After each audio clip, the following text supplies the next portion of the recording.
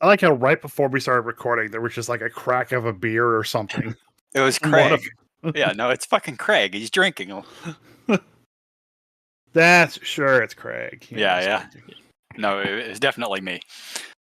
And who am I? Man, you guys are real bad at this. You're so bad. Continue.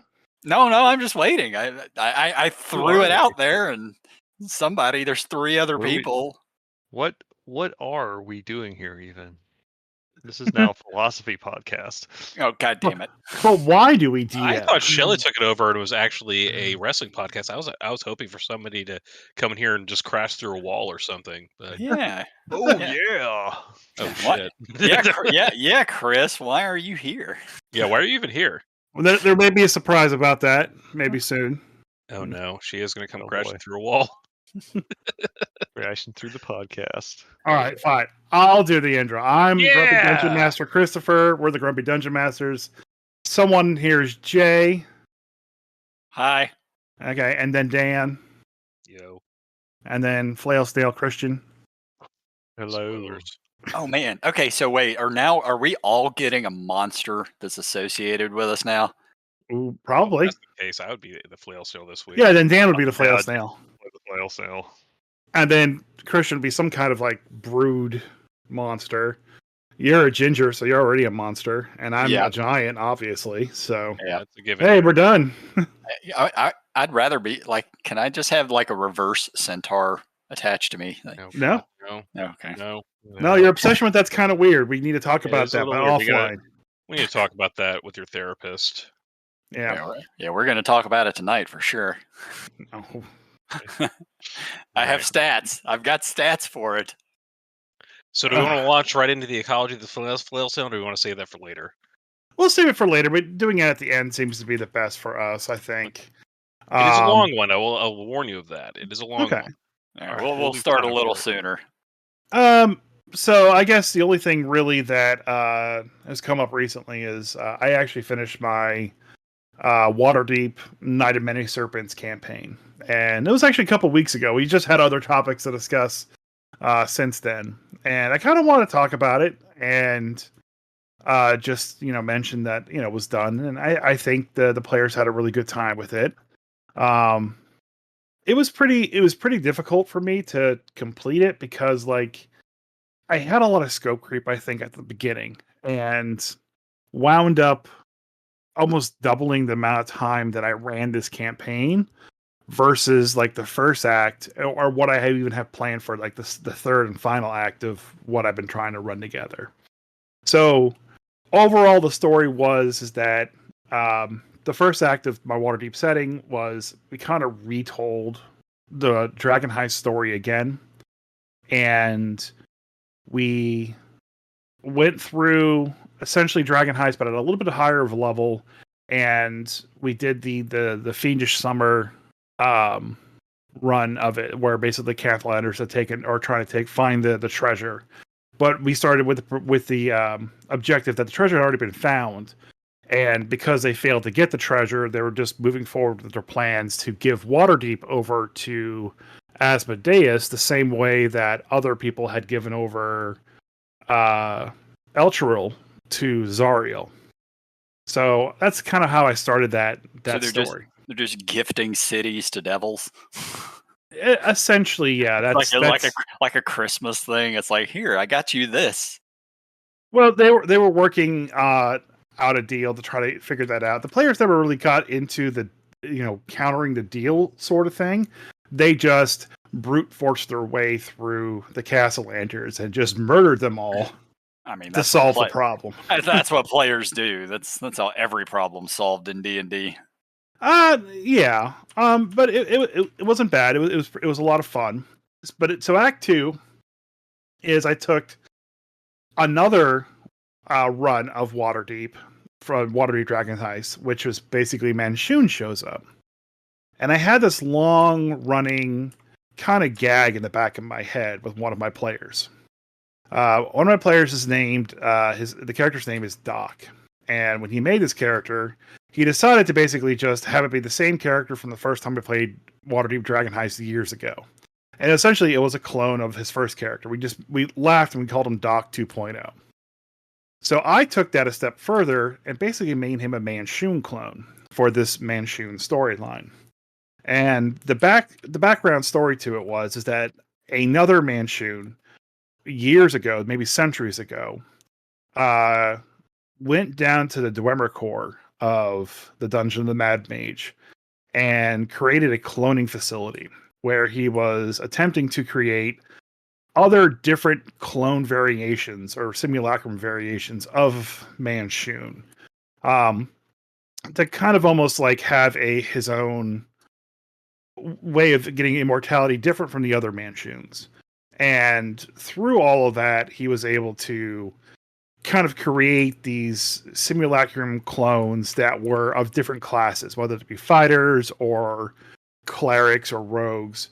And my player's character, unbeknownst to him, was one of these that basically they completed and sent out into Waterdeep to kind of like test it, like see how well it could survive. And throughout the story, through Act 1 and Act 2, he would have almost like the Highlander quickening effect happen, where like he would sense something's nearby, and they would find it. It would be a clone of him, and they would fight.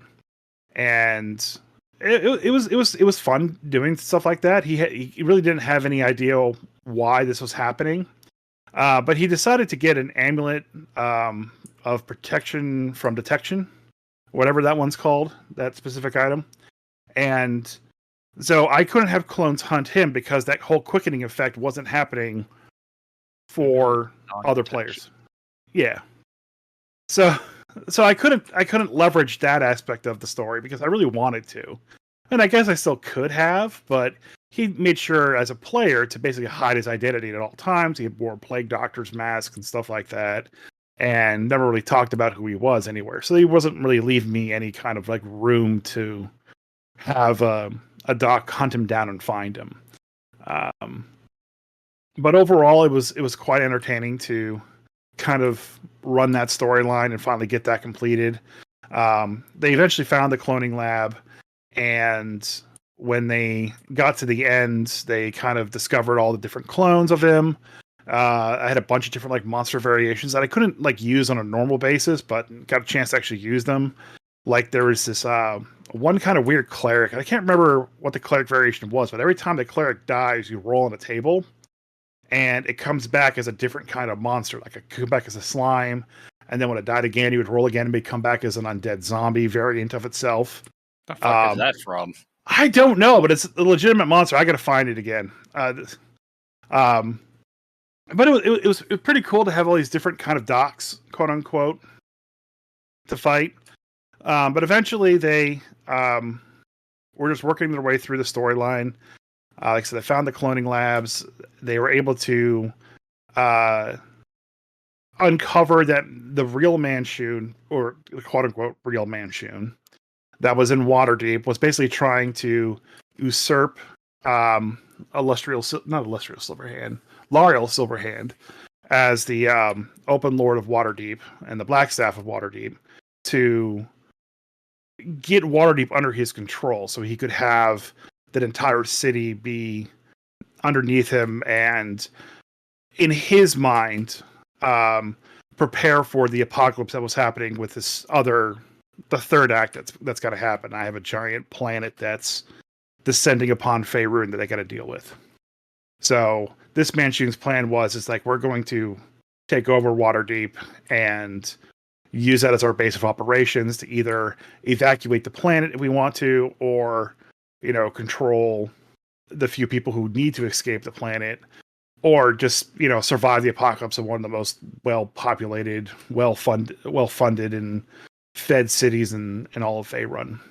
So, you sure you're not talking about just actual people from the U.S. government here? No, Isn't that like the plot of what was that Netflix movie Don't Look Up? Oh yeah. There's an asteroid coming that's going to impact us, and all the rich people are going to blast themselves off to some weird world, maybe. And I think so, but that didn't cross my mind when I was coming up with this this kind of like idea.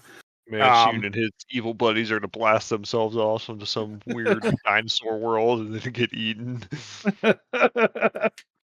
I mean, No, they but that just was a need to funny just movie. yeah, just hop on a spell jammer, go somewhere else. It's fine. So eventually they were able to basically foil his plans of becoming the replace L'Oreal Silverhand, mostly because I have one player. Okay, so I have one player who, when he rolled up his character stats, just had the worst stats. I don't think like he had a stat bigger than 14, and he had spread them out kind of like too evenly. And like I even said, it's like, hey man, this character's not going to be that great, for I'm a kind of combat heavy DM, so he may not work for that. He's like, oh no, don't worry about it, I'll be fine. And I'm like, okay, cool. So he's just kind of rolling with this character. This character fails upwards. He can't land a hit on anything to save his life. He can't land a skill check to save his life, except for when it doesn't need to be a spectacular moment. Okay. Like, I had him one time roll a D100 to see if he had any contacts in Waterdeep that he knew of that could help him with the situation that they were in. He just wanted to get some gear or whatnot. And he rolled a D100 and rolled like a 98 on it. And there were a couple other times where, like, you say, hey, do I know anyone that could possibly do this? Or could I, could I try to like convince these people to go off of here? Like, just to the randomest times, he would succeed in this most glorious fashion with the stupid and most inane stuff that I wouldn't expect. But mainly that one roll, if he knew someone that could help him out, and getting that 98. So initially in my head, it's like, okay, if it's like in the high 90s, he'll have some kind of noble that he knows, maybe even a mass lord that he knows. And as we played, that's what I gave him, but it kind of evolved into is like, you know what? I bet you this character is just so like oblivious to the world around him, and that's how the guy's been playing him. It's like, I bet you he's actually a mass lord himself, but doesn't realize he's actually going to the mass lord like tribunals and voting on stuff. He just is like, oh yeah, my friend goes and I go and we vote on stuff. It's kind of fun. And we have a party afterwards and everything's great. Yeah, So we go down to the Elks Lodge, hang out with people, have a few drinks. So that's the exact scenario I put him in. So like he was basically the deciding vote, and he was going to be the deciding vote on whether or not Manchune took over. But then I was like, but you get a chance to actually say some words if you want to. And he's like, okay, cool. I was like, you can give me a persuasion or performance check, whichever you would like to, prop up this politician's moment that you're having. And he's like, okay, cool. Rolls it, gets a crit. And like I said, whenever he needs to, like when he doesn't need to, he just succeeds with glorious fashion. So he was able to sway most of the mass lords to not vote Manchune in, and was able to secure Waterdeep's future with that, and foil Manchune's plan with taking over Waterdeep. And kind of going back to the dock thing, I was talking to that player this weekend when we were at our company Christmas party with what he wanted to do in the interim now that they had defeated Manchune, and kind of they defeated him in combat. The Manchune of Darkhold stats that I used states that he has a contingency spell prepared that when he gets down to bloodied status, back to half his hit points, he gets automatically teleported back to Darkhold. So he can't ever really be killed unless you one-shot him in a single attack, essentially, from half hit points. So they were able to chase him back to Darkhold. They killed all his underlings and everything. And they were able to kind of like stabilize a ritual that L'Oreal was doing that's protecting the city of Waterdeep. So because he basically looks like Manchune, he says, I want to take the Zhentarim over as the Manchune of Waterdeep now. And he's like, this is how I want to do it. This is how I want things to kind of go. And I was like, okay. I was like, but are you going to continue the adventures for Act 3 as this character? Or are you going to have are you going to roll a new character up for that while your guy kind of just is in the background? You can send like another Zhentarim out in your place. And he's like, I don't know yet. My character's kind of attached to your wife's character. We're really good friends. I don't think she'd want to go anywhere without my Doc character. And so he asked my wife, he's like, would you be fine if I sent another Zentarum, or does it have to be Doc?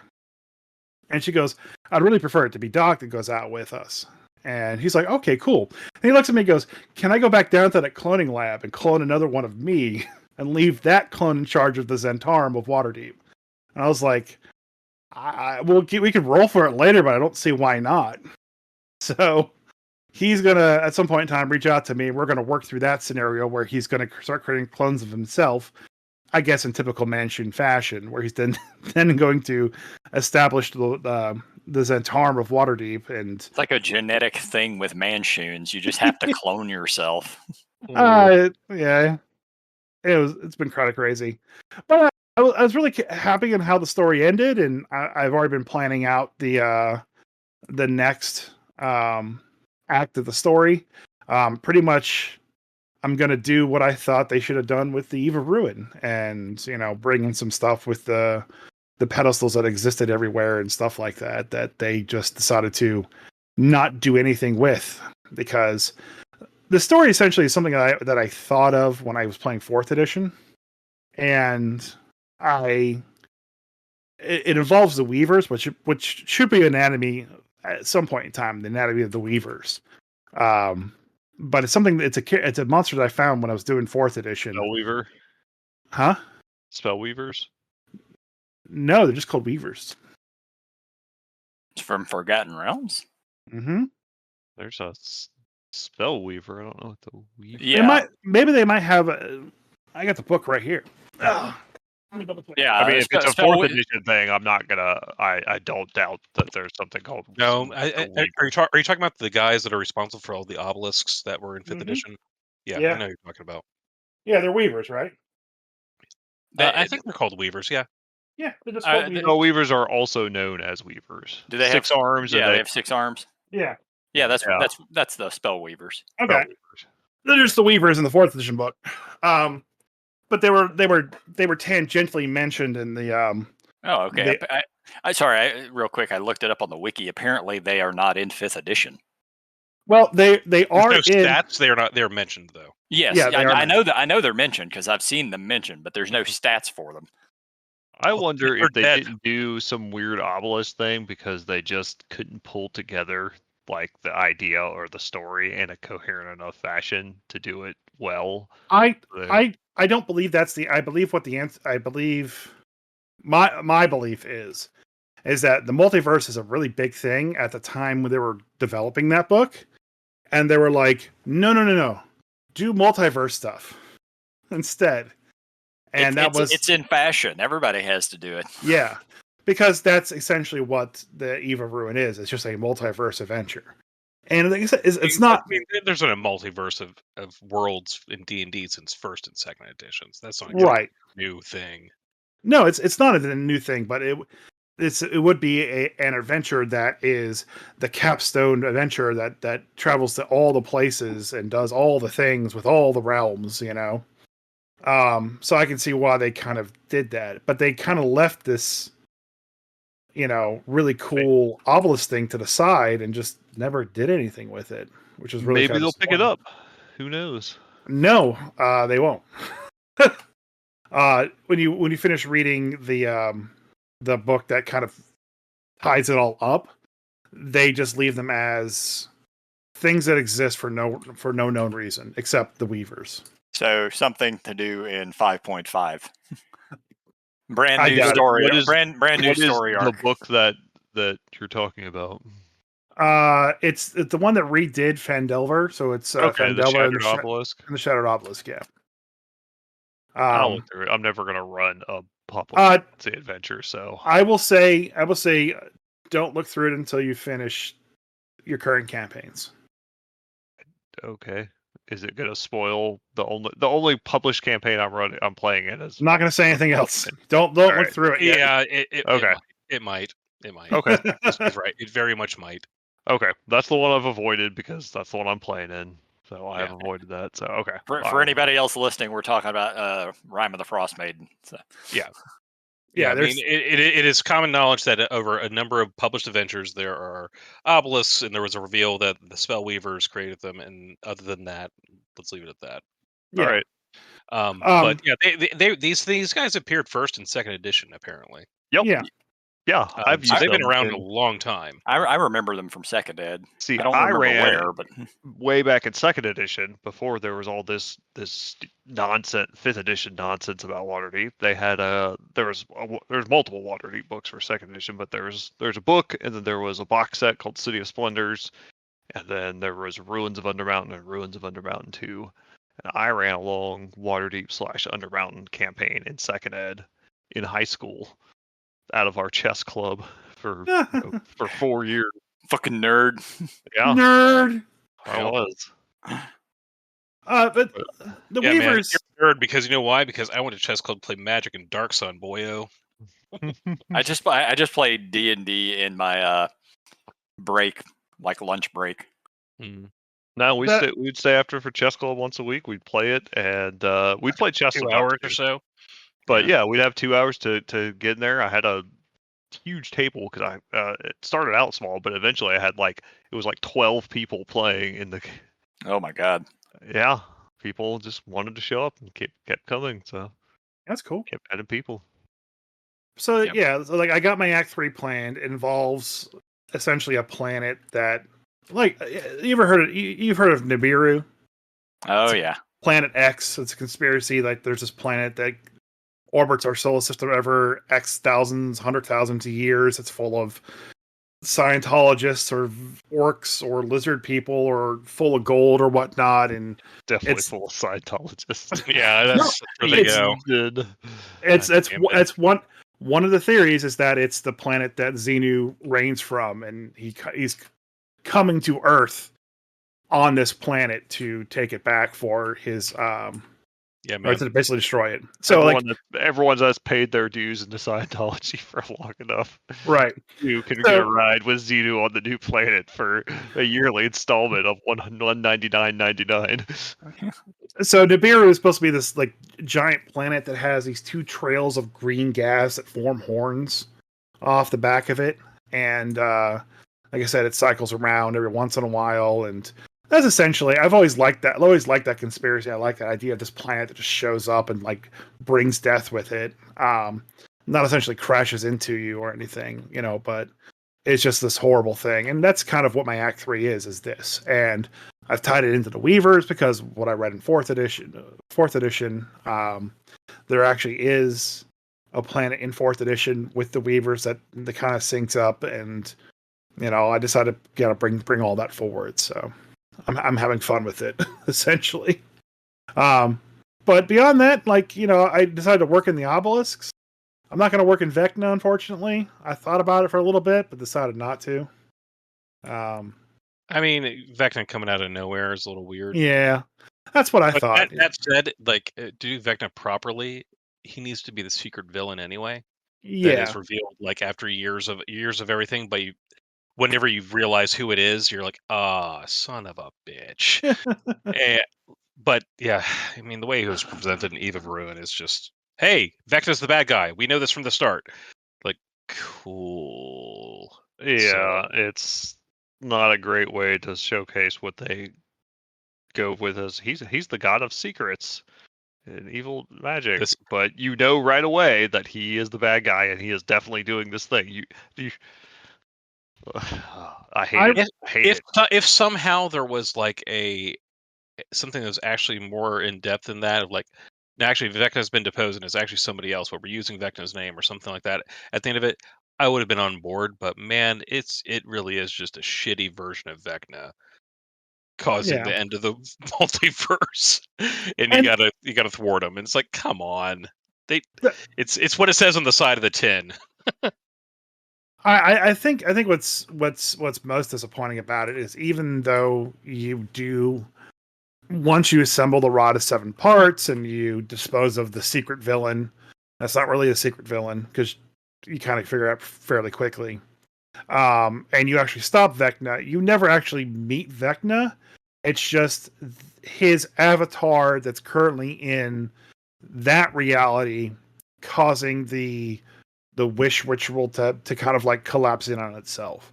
So like it's almost presented in a way that he sent out multiple like avatars of himself, like one to like Eberron, one to Dragonlance, one to Faerun, one to um the Main of Dread and stuff like that. And those are the anchor points for him. And so when you beat up that avatar of him, the ritual fails. And you never actually fight the real Vecna that's the super strong Vecna that we all have come to know and love. So that makes it even worse to me. Nor should you. Stuff like that is that's when D&D goes off the rails to me. Yeah, I mean, going off the rails is fun for a little bit, but it can kind of get a little too crazy and just be too whimsical and too crazy, and just you lose the plot. You lose any sense of real, gritty like sword and sorcery nonsense. Like, I want my heroes that are struggling to, fight through not the Avengers, but in fantasy form, which is essentially what you are at that point. Yeah. You're literally just the Avengers. Yeah, and that's one of the reasons why Thanos was so good. Is that even though you had all these super powerful people, you don't always win either. But it would have been such when I play D&D, I don't typically want to play I'm not playing superheroes. Right. At least that's not what I'm looking for in my D&D game. Is to be, if I want to play a superhero game, there are definitely better systems for superhero games. Yeah, Marvel Champions. There's a shit ton of them out there. Yeah. And just I don't know if it's like maybe they were looking for a way to kind of like reset some things or kind of like set things up in a different way. This would have been a very good opportunity to do that, but it feels like that they kind of wasted that whole end of 5e kind of thing to do something creative with the world. And they're not really setting up a really good start to 5.5 essentially. Here's the thing. They never did a big end of type of D&D calamity thing. That was not really a thing. They used to write novels. You used to read the novels that would have all the information that would sort of change the lore as things went forward. I think this thing started with 4th edition, which is about the time they stopped writing novels. Where we're not writing novels. Let's just release a huge module at the end of it to sort of point to where we're going. Go ahead. Yeah, I think this is why like my favorite settings like Dark Sun and Planescape and like Birthright are the settings where you're not the superhero. They are way more down to earth. Like Planescape starts out telling you like you cannot achieve victory by fighting everything. Like when you go to the Abyss, there are an unlimited number of fiends. You cannot fight them all. Like you just can't fight your way through everything. Same thing with Dark Sun and Birthright. There's just you are not there to Dynasty Warriors your way through your adventure modules. It is about a bit closer to that old school feeling of D&D where you're like, well, we don't necessarily want to fight. Like, let's pick our battles. Let's pick how many fights we get in. Let's talk to people where we can. Let's avoid the fights entirely where we can. That's the kind of, I don't know. Yeah. That's my old man grumpy. That's the kind of D&D I used to play. That's the kind of D&D that's fun. In my opinion, that's my preference. That's the reason that I love the OSR stuff so much. Yep. Every Dungeon Crawl Classics module out there, they're shit you're not going to fight. Shadow Dark barely has any modules out that are actually official. One of them, I think I own 3 of them, and one of them, you're first level. You're literally first level, and there is a fight in there that you cannot win. You absolutely cannot win that fight, but it's still in there. And if you try to go that route and mow through things, it is not going to work.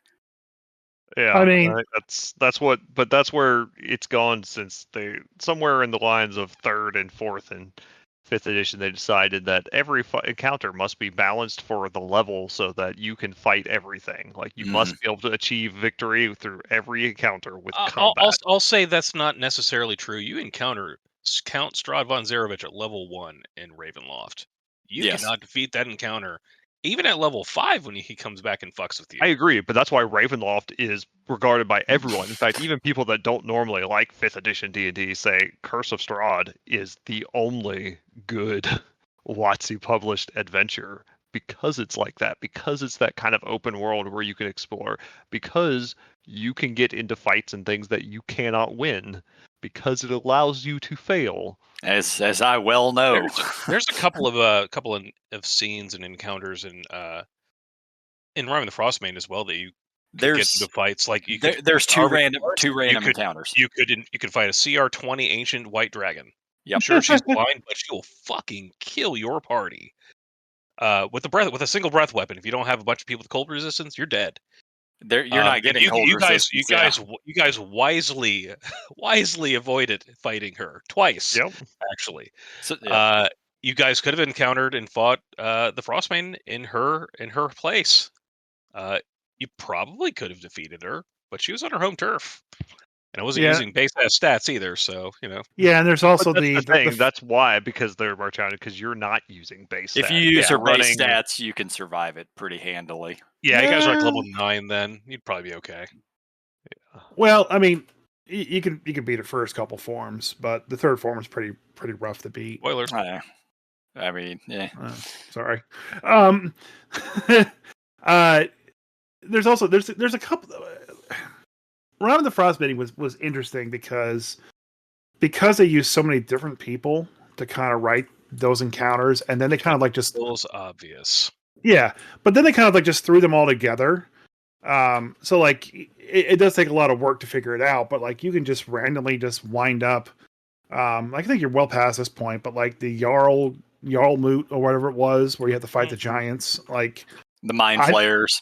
The mind flayers. Like there's a lot of encounters there that could really just F you up if you know.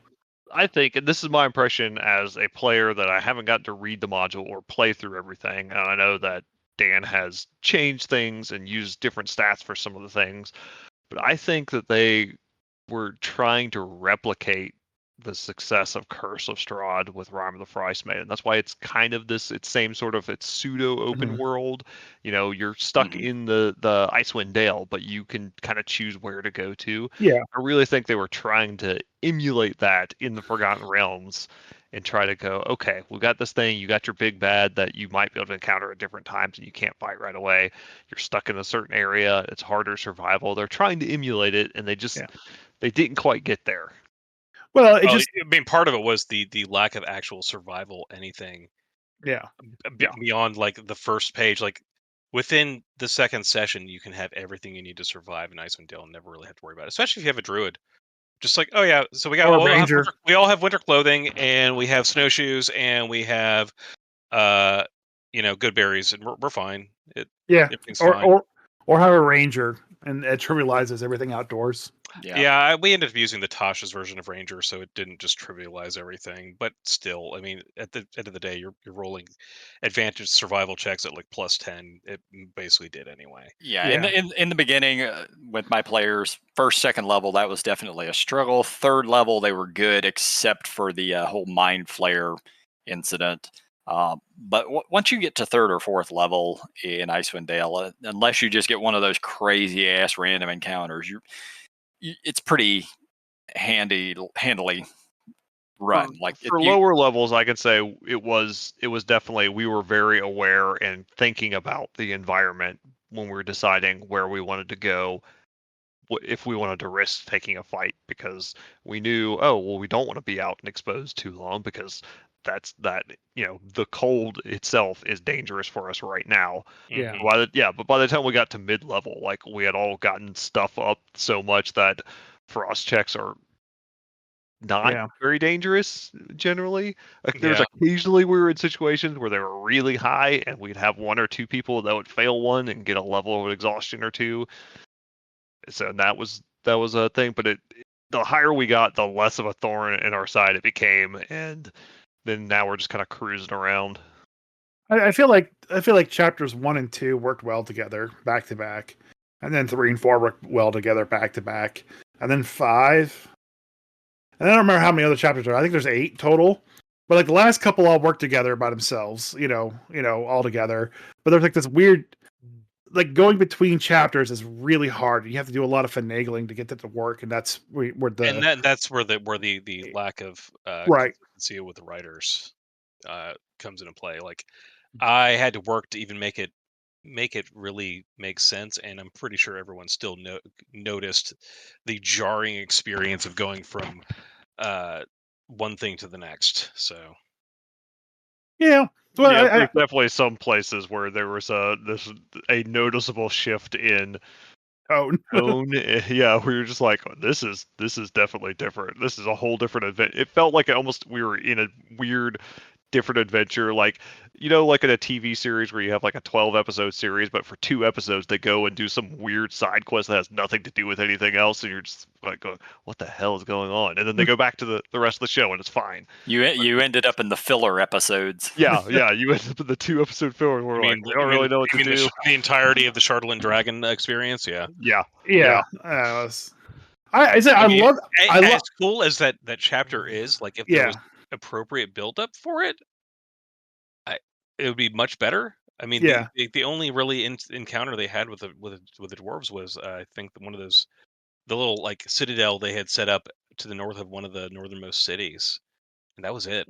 That's it. Yeah, and we'll say I like the Dwagar. So like when I saw that was a thing and that was I'm gonna focus on this to begin with. So I kind of drove that home to build up to those chapters. And when they finally got there, it's like, oh shit, this is what that's left out there. Are we gonna leave them? And but by that time I had already killed like 3 or 4 players, and they're like, going back out there to try to fight this thing is stupid. Let's just clear this place out. And I killed a lot of players in Frost and Icewind Dale. So great job.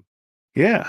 Well, at least from what I've seen, I think Icewind Dale is probably your next best one after Curse of Strahd. From a creativity, and I'm going to say writing from the stance of how creative and unique some of the things are. Yeah. It just doesn't have a good flow through. Yeah, because I did not particularly care. I've looked through like Tyranny of Dragons and Out of the Abyss, and I definitely did not like the the Into Avernus or whatever, Descent into Avernus. Well, that one when we talked to James Hake about that, it was that was basically upper management again getting involved in ruining things, because they had wrote basically of the whole thing was supposed to take place in Avernus and be that big thing there with Elturel coming down and all that. Baldur's Gate was not supposed to be a part of that, but once the game was coming out and they were going to come out with it, they're like, no, you have to have Baldur's Gate involved somehow. And that's when in our podcast we talked about this a little bit. That's when he was brought in to kind of like shoehorn in Baldur's Gate, and he did. But even he says it was just too odd. You're working with what you're given, and that's not good. Yeah, you're working with a corporate directive instead of this is the idea and the story we wanted to tell. Yeah, it was no, you need to make this happen, and they're just like, well, okay. Yeah, so if you want to run Descent into Avernus, just have it be Elturel from beginning to end, and there's actually a couple things on DM's Guild that do that kind of like retell the beginning of Descent as from the point of view of being someone in Elturel at the point of time you get pulled under. And I will say there is something cool in the DM's Guild I saw. It's called Doomed Forgotten Realms.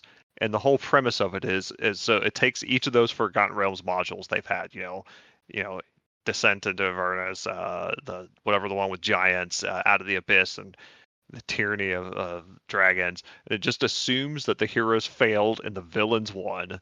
Yeah, And yeah. it goes for a world where, like, okay, the villains won in every one of the adventures, and so they have essentially taken over the large majority of the Forgotten Realms, and they have divided up amongst themselves. You know, the Queen of Dragons rules one part of it. You know, there's demon princes that rule different parts of it. You know, Vecna is there in some part of that, and like Manchun and the Zentarum are in, you know, rule the Moonsea area, and so all the villains won, and now it's just they present it where you can either play like rebels, you know, trying to fight back against the villains, or you can play as one of the villainous factions. Now they're fighting amongst each other now that they've kind of carved up the territory, and you fight for one of them against the other ones to try to undermine them. I wouldn't See, want that to do that. I wouldn't. I love the idea, but I wouldn't want to do that in Forgotten Realms. Like that's a setting in its own.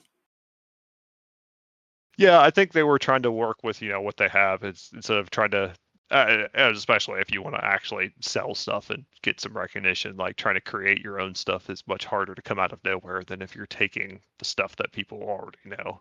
But Sure. I do like the idea that it's a kind of. In fact, there was during third edition, there was a company that did something like that. I can't remember the name of the company, but they created a world called Midnight. And I think there's been a revised edition of it where the whole world is all based on the premise that, you know, the god of shadow won and he has taken over the world. All the gods of light are dead. There is just the shadow, and then there's these few pockets of resistance. There's like halflings have moved into the rivers and the bayou basically, and they have like a swamp area where they're resisting. There's one's like elven forest area. And then there's some like dwarves in the far north under the mountains, and like that's freaking it. And they are all under siege. So that was put out by Fantasy Flight. I was okay. And it was a neat setting. It was a neat idea of like, okay, you are playing these like, and it's again, I like it because it's that world where like you just can't swing your sword through everything because like you are in the few and far between. Your resources are not there. You don't have much in the way of divine magic because your gods are dead. And even all of magic was like polluted. So like if you were like they have whole groups of people like hounds that can sense magic and stuff because they've outlawed it except for their, you know, licensed mages. I So really you have kind to, of hope that they go back to some kind of post-apocalyptic fantasy setting, like Dark Sun, like what you're talking about here now. I mean, they're never going to go back to Dark Sun, I unfortunately. don't want WotC to do it because I don't Right. think they will do it well. No, No, they definitely It wouldn't. doesn't fit with. It does not. You cannot do Dark Sun correctly in fifth No. edition. It doesn't fit with that mindset of like superheroes that can fight through everything. Like that was not Dark Sun. Dark Sun is a world where the bad guys won. Yep. Yeah. Like every single city in the Dark Sun setting is run by a fucking sorcerer king, and every single one of them are evil. Yes. There's like one or two that are just true neutral. There was. They did one. No, all the Sorcerer Kings are evil. They did have one in the lore. There was one. The Tyr eventually actually overthrows their. Well, Sorcerer King, and it has. You have the free city of Tyr, but even then, it's like it's still kind of a hodgepodge of like. And interests and by the way, they overthrew it in the novels. So yeah, the adventures for Dark Sun were not good because you were the side characters, but we've talked about that before. But there's one other city state far up in the north where the Sorcerer King actually ran two city states. The one where he pretended it was a normal city state that he was the Sorcerer King and, you know, ruling with tyranny. But that was just a front because he had actually turned into what they called an Evangian, which is like the Sorcerer King equivalent of like the good guy equivalent of that, as he had transformed and he was becoming a celestial creature, or a creature, and he had a hidden city where he had moved most of his population to, and that's where like he was ruling that still as a, you know, demigod, living demigod kind of. They write about all that in the novels too. Yeah. I can't remember the series of books, but there's a series of books where one individual who's sort of unique has to go out and locate that person who's going to become that. Yeah. And Yeah, you know, no one reads books anymore. Well, that's because they don't fucking print them. They don't make them. What are you talking about? They make them. The only D&D books that get made these days are R.A. Salvatore novels. Yeah, or random marketing tie-ins that Yeah. no one asked for. And they do have the new Dragon Lance ones that were, there was a whole to do about that. But Didn't they get sued or something over that again? So they had, when they were going to release the Dragon Lance setting for 5th edition, they had gotten Weiss and Hickman to write a new novel. They more or less finished the novel, and then WotC wanted to shelve it and not put it out. So then there was a lawsuit over that. They ended up coming to terms on it. That book was released, and to my understanding, there are supposed to be 2 more coming down the pipe. So How well received was the book, though? I have no idea. I have not read it. All right. Well, we've been talking about 45 minutes about my campaign and other stuff and best campaigns of 5e. Reverse Centaur time. No, it's the Flail Snail time. We're talking about Flail Snails here. Flail Snail only podcast. We'll save Reverse Centaur for next time. But it is in the podcast chat if anybody really wants to look it up on our Discord. You need to see a therapist, man. So if anybody is interested in looking up the Weiss and Hickman novels, they actually all 3 are out. Oh, okay. Dragons of Deceit came out in August 2022, Dragons of Fate came out in August 2023, and Dragons of Eternity came out in 2024. And Jay, I was looking on the official fiction and nonfiction page on the D&D website, and you are absolutely right. The only novels published these days are tie-ins to a product that are coming out. So you have Honor Among Thieves and token novels tied into those characters that are basically just short novels for the druid and for the bard. You got one that has the big fat dragon on the front of it, and everything else is just a fucking Dritz novel. Yep. Everything else is just like Dritz goddamn Doe-word, and for a page and a half. It has been that way since pretty much the beginning of 4th edition. That's so disappointing. I mean, no offense to R.A. Salvatore, but retired the fucking character. He's so Mary Sue. He is he's taken over the name Mary Sue when it comes to fantasy. Holy shit! Like, I can't hate on that character enough. Like, the first novel was fine. Like, the first novel was fine because it didn't just focus on him. I've read the first 20 novels or so, and they're good. Well, I mean, there's like 50 of them out now or some shit. I've read like the first 20 or so. I enjoyed them. Maybe someday I'll pick up more of them along the way. But it's one of those things. Yeah, Salvatore, keep writing them as long as you're getting paid. Fucking get your paycheck and enjoy it. Yeah, I mean, and I'm just a grumpy old dungeon master, but I mean, I would love definitely be the author of 50 novels about Dungeons and Dragons personally. But go back to your roots. Write about some of the other characters. I mean, I know he does. I know he does. But I guess they are all penned as Dritz Stewart novels. Maybe that's just marketing, but it just pisses me off that ever since the 1990s, every fucking edgelord wants to be snickety snick with 2 scimitars and a fucking. Well, I'm gonna be a ranger. dark elf ranger with 2 scimitars. Man, I told you, I had that guy in my party in a high school game for fucking 4 years and could not escape it. Luckily, I mean, the only thing was that the DM didn't allow drow in the game because back then they were inherently evil. It didn't matter the Dristor. He's a unique and delicate flower. Everybody else, no, they're still fucking evil. You can be a wood elf. So fine, I'll be a wood elf ranger with 2 scimitars then instead. But there's better swords than scimitars. There's better swords. I know. All right. So, Flail Snail time. All right. So the Flail Snail first appeared in the Fiend Folio, all the way back in First Ed. So in the Fiend Folio, they were very rare. They appeared only one at a time. They were neutral. They were from the plane of elemental Earth. The silicon-based mollusk averages 8 feet at the crown of its shell and keeps its club tentacles, of which it has 4 to 6, in constant motion, flailing everything in its path. In combat, each tentacle has its own hit points and when dead, ceases to attack. After all tentacles have been killed, the beast withdraws its head and the rest of its body into its shell. It will die within 1 to 3 turns, during which time it utters pitiful, wailing cries, which have a 50% chance of per turn of attracting a wandering monster. And I have to pop over to Dragon Magazine 258 for a little bit of extra information on that. That kind of continues on that. So Its wailing. real quick, Dan, I want to say, since you read it, it just flails everything near it. It sounds like a kid in a mosh pit. Yeah, absolutely. It's just punch, punch, punch, punch. Okay. So these cries have a chance of attracting wandering monsters. I already said that. The Flail Snail's wells are the only time it vocalizes. It is otherwise completely silent throughout its entire life. This Wow. thing is so sad. How does it attract mates? Oh, I'll get to that. Okay. Oh boy. Oh, I'll get to that. It's a dance and it Oh my flails God. around. Okay, so back to the Fiend Folio. Other stuff from the Fiend Folio.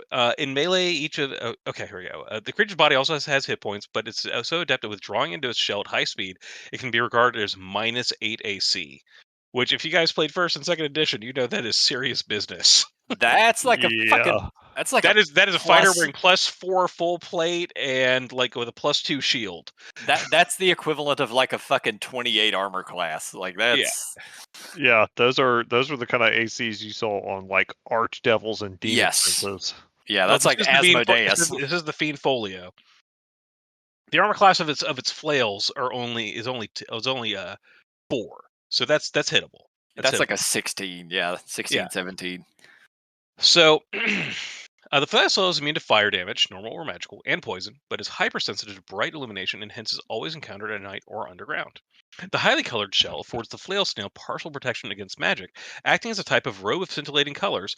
Whenever it is attacked by magic effects, the effects are variable. 40% chance the spell just malfunctions, 30% chance it just functions normally, 20% chance of it failing to work at all, and 10% chance of it being reflected on the person casting it. Spell malfunctions, its effects will alter at the total discretion of the referee, who will not permit more than one minor alteration, and the altered effect will be deviated from the snail to the nearest person or creature. The shell weighs 250 pounds, which is equivalent to 2,500 gold pieces for those keeping track, and retains its magical properties for 1 to 6 months after its occupant's death. It can be sold for as much as 5,000 gold pieces. Now, it then reappears in 2nd edition in Monstrous Compendium 5 under the header Snail, Flail, adjacent to the Sea Snail, for Greyhawk Adventures. A lot of the same stuff, but you also get some habitat, society, and ecology in this one.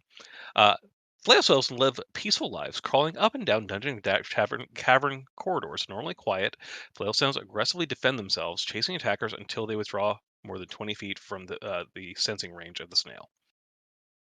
Ecology. Flail snails live off lichen and algae growing on dungeon floors. Glands in their mouths secrete a substance that loosen the plants. The mouth then scrapes up and the loosens plants. Females give birth to 1d3 young. The young remain with the mother for 2 years until their tentacle knobs reach a weight of 5 pounds. Flail snails mature at age 4 and live to 20 years. These peaceful beasts are frequently hunted for their shells. A single shell weighs 250 to 300 pounds and retains magical powers. Blah, blah, yeah, same thing. So, but this actually comes into the effect of the first monster to really be heavily harvested by its entry in the monster manual. A skilled armor can try to fashion 1 to 2 plus 2 shields from a single shell.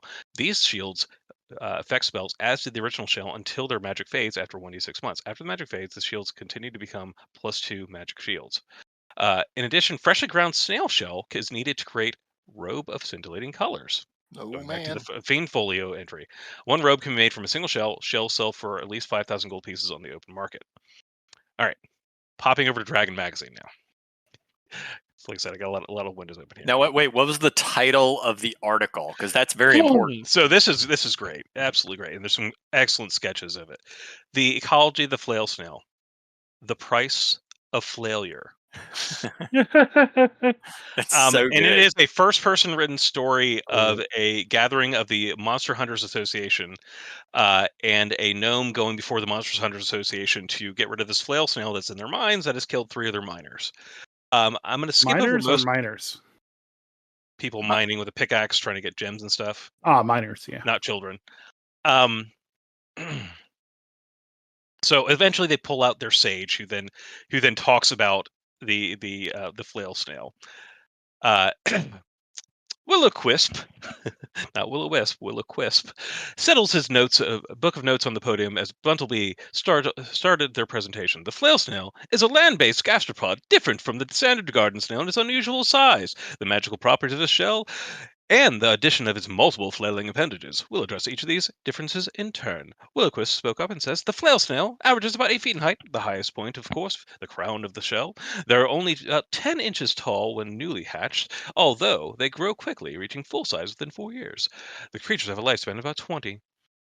As for the creature's shell, added Buntleby, it has a number of unusual properties. First of all, it is garishly colored, a swirling conglomeration of bright blues, reds, greens, and yellows, rather like someone let a few drunken leprechauns loose in a paint shop. Second, and most importantly, the shell is highly magical, reflecting, negating, or distorting magical spells directed at the creature. It is perhaps for this reason that your cousin's illusion spells were ineffective towards the beast. He added to Finkelblitzer. The gnome raises his eyebrows and nods. A study was once done on the magical properties of Flail Snail's shell, supplied Will-o-Quisp, consulting his notes. A wizard by the name of Gallengrave, some 2 centuries ago, intrigued by the variable nature of the spell effects when centered on the creature, attached a brooch of shielding to his robes, scrounged a wand of magic missiles, and repeatedly shot missile after missile at the snail, recording each result. Some of the missiles found the target, while some of them reflected directly back at Gallengrave. Occasionally, the wand discharged no missile at all, or when it did, the magic was distorted, firing only a harmless beam of light or sending the missile darting off in a random direction. From Gallengrave's recorded notes, we can gather here that it is only about 30% chance of successfully attacking a snail with magic. That's right, boys, only 30% magic resistance.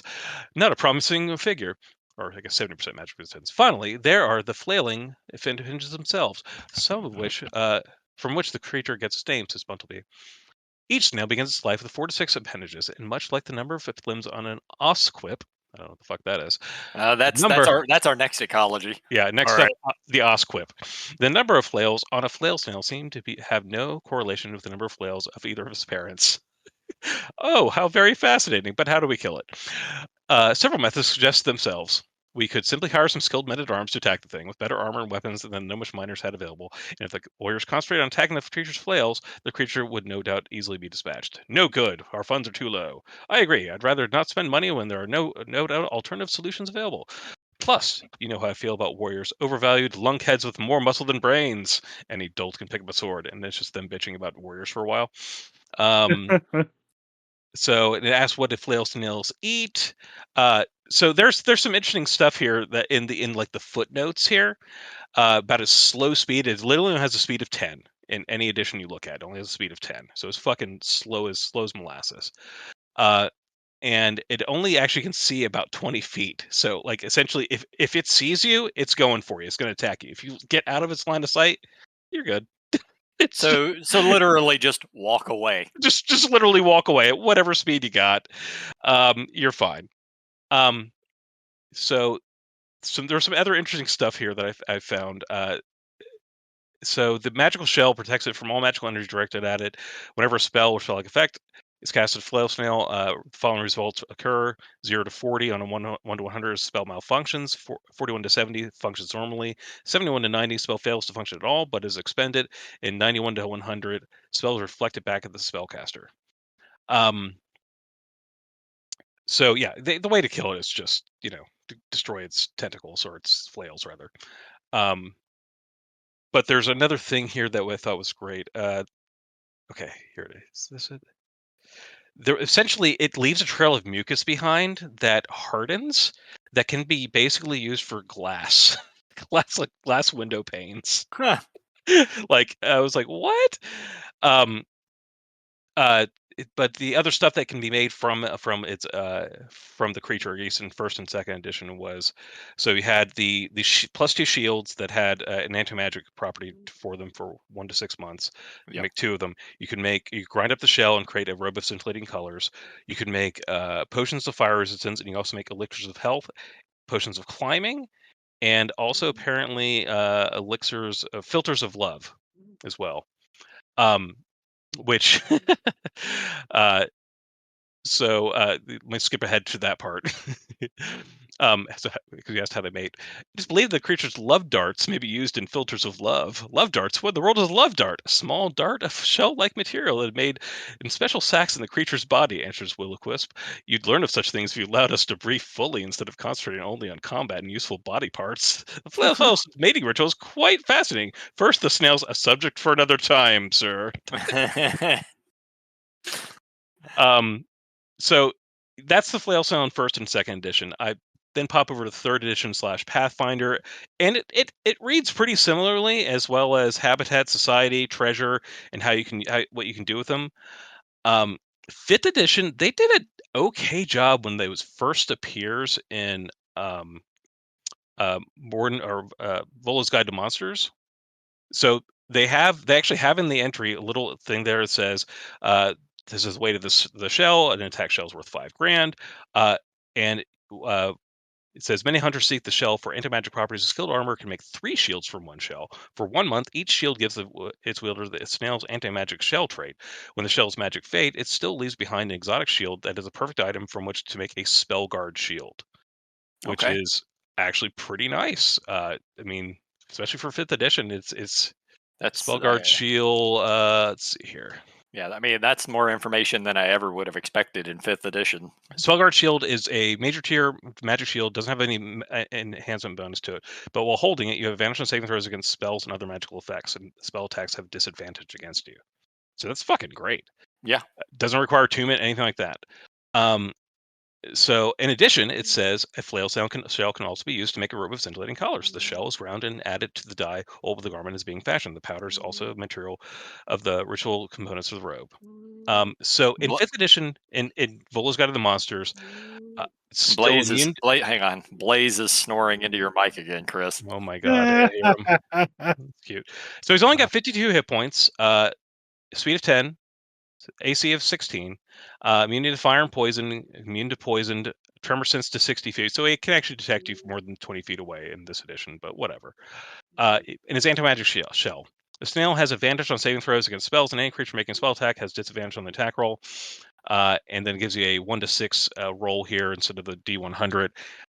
1 to 2, spell has no effect. If the spell affects an area or has multiple targets, it fails and has no effect. If the spell targets only the snail, it has no effect on the snail and reflected back at the caster using the same DC and attack bonus of the caster.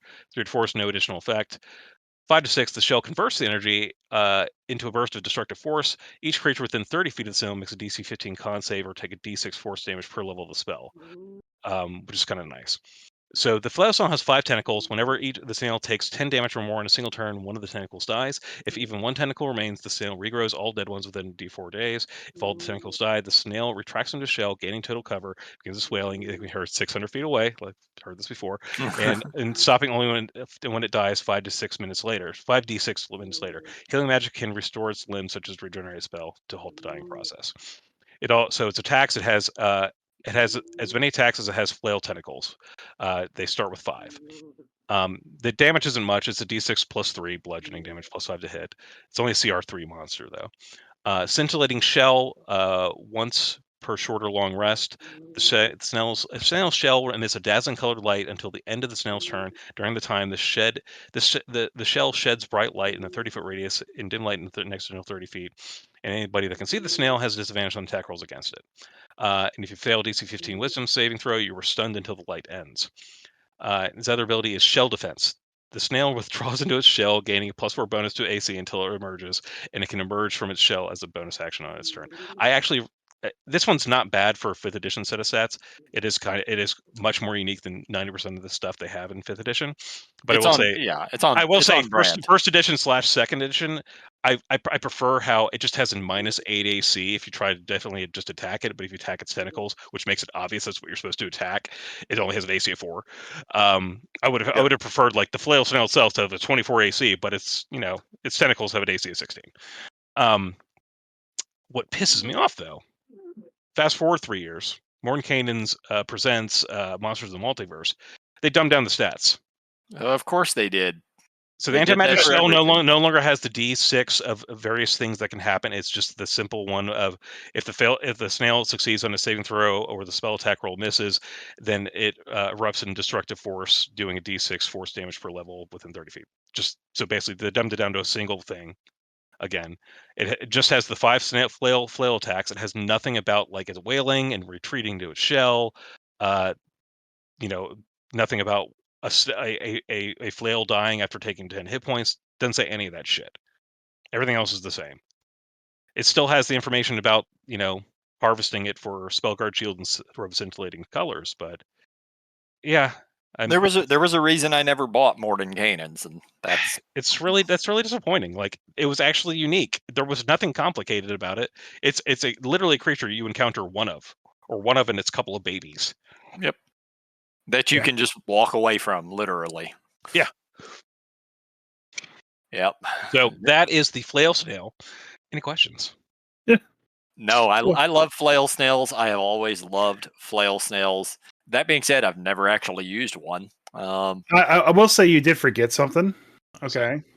There is an official module called the Barbers of Silvery Moon, and in it, the barber Juge purchased a flail snail from traveling wizards and uses it to create unique hair dyes and pigments off of its shell. Okay. Yeah. You give yourself a little bit of temporary magic resistance by giving yourself, multicolored hair.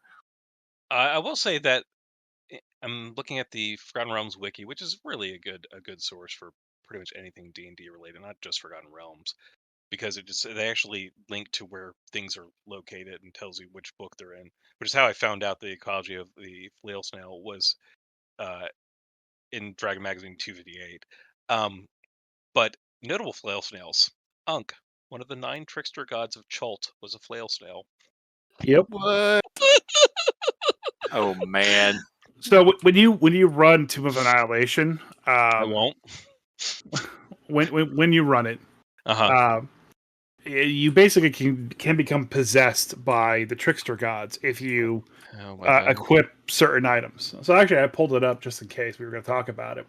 And so there is a room where you can loot a robe of scintillating colors, and the second you put it on, you get possessed by Unk.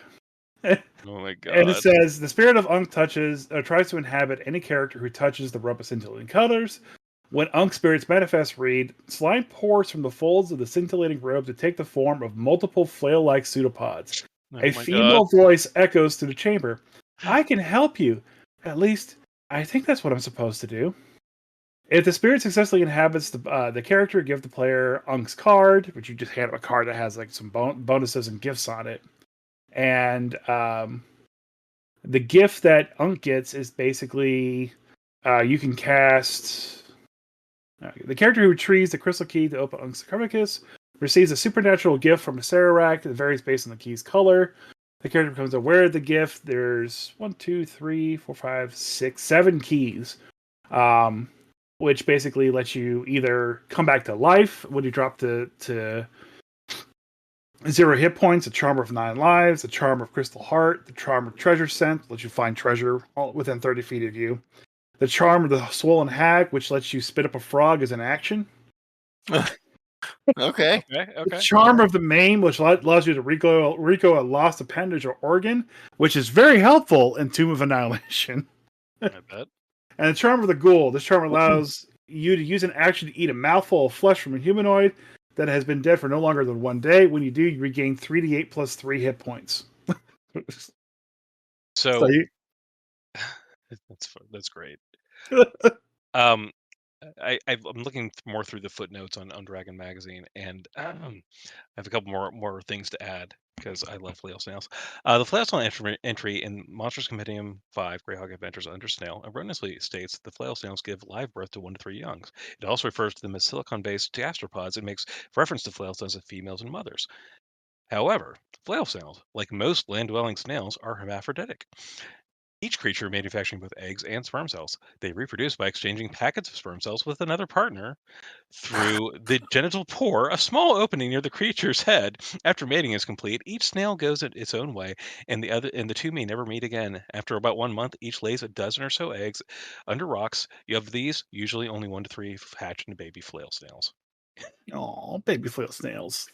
However, it also goes into the mating ritual. Oh yeah, here we go. Footnote 13. On the subject of the mating ritual, the flail snails begin their mating ritual by slowly circling each other, then rubbing their heads and feet together. The love darts project from the creatures' bodies and stab into their partner, causing neither pain nor damage. Different snail species produce different love-shaped darts. So it's very likely that this serves as a form of recognition for the two snails involved to ensure that they're mating with the appropriate species. It would be pretty embarrassing to have made it with the wrong species entirely, but we digress. It is also stimulates the snails' bodies, preparing them for the act of mating. Flail snails cannot produce sperm cells without first having sampled their intended mate's love darts. Hey, it works for them. Oh man, poor adventurer gets a little too close, gets a few darts in him. Yeah, oh, you're not the right flail snail. I'm gonna flail you anyway. Oh my That's god. disturbing. That's wonderful. So I did actually. We'll save it for next week, obviously. But I found the ecology of the osquip. Yep. It is in Dragon Magazine 227. Fantastic. I don't even know what that is. I'm very excited to learn about it. As soon as I saw the picture, and I posted the picture in our Discord podcast chat, I remembered them from 2nd edition. What? Yep. I had somebody in a 2nd edition game that had one as a familiar. Oh God. Oh, why? I mean, it's a rat with giant teeth, and I can't wait until we talk about it next week. I was kind of honestly hoping that the flail snails breeded the same way like that one fish does in the Marinara Trench, where like the male swims up to the female, attaches itself, and then becomes absorbed by the female. I was really hoping that they would have a mating dance that was like a mosh pit. Like seriously, they just start spinning and Start circling flailing each other. If somebody gets pregnant. Okay. All right, you're the girl this time. Ha ha. Isn't there a frog that does it?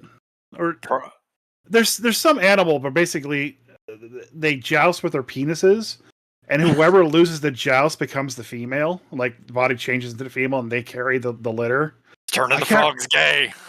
I can't remember what it is. I don't want to look it up. It's gonna be weird. I mean, no weirder than what we've been talking about. I mean, you brought up Nibiru. I mean, but that's cool. That's not mating rituals of flail snail cool, but it's something. Yep. Dan had shared us a thing of the whale snail. Yeah. But we'll save that for another time. It gives us more chances to talk about flail snails. Flail snail revisit it. Excellent. All right. I got nothing else. Flatworms. The flatworms. Flatworms are the ones that joust with their penis, and then the loser becomes the female. That's really just weird. Really weird. On that note. Yep, we're out of here. Bye, Craig.